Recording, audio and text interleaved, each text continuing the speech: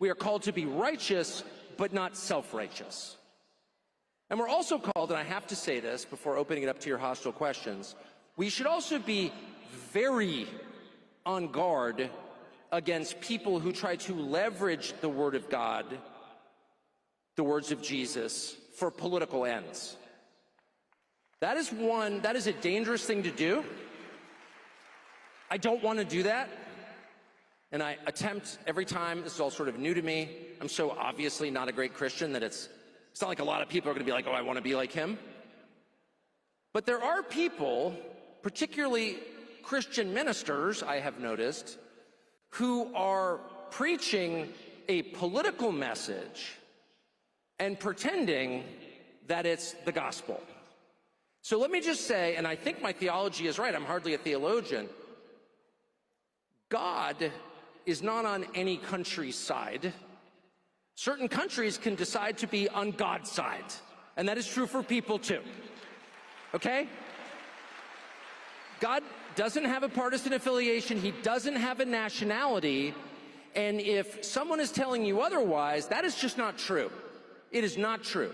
And I would also call your attention to the very obvious prohibitions in the New Testament against killing the innocent. We are not, as Christians, allowed to kill the innocent, period. We are not. And you see elaborate arguments on behalf of doing so or ignoring it. Oh, that always happens in war. Well, you're right. One of the reasons I'm not that into wars. But when it does happen, unavoidably, we have to say that's wrong. We have to say that. We have to acknowledge that was wrong. And I'm sorry for the extent to which I participated in it. Forgive me.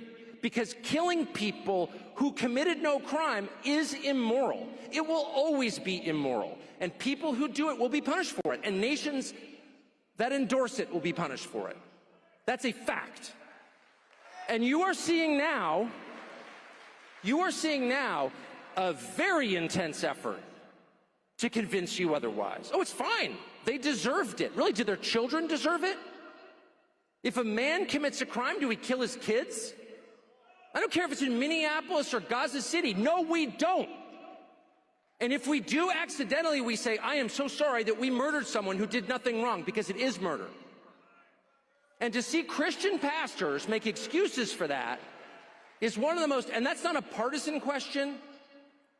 That is not a political question. That is the only question that matters. Do we have the right to murder people?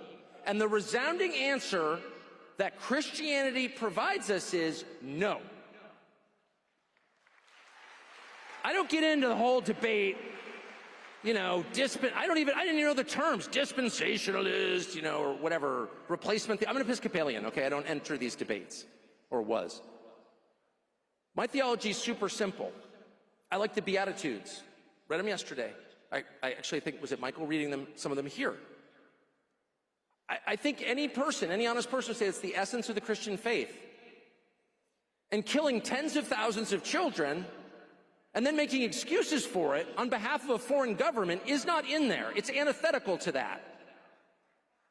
Sorry. It doesn't make me a hater, it makes me the opponent of hate. So now that I've alienated most in the crowd with my staunch position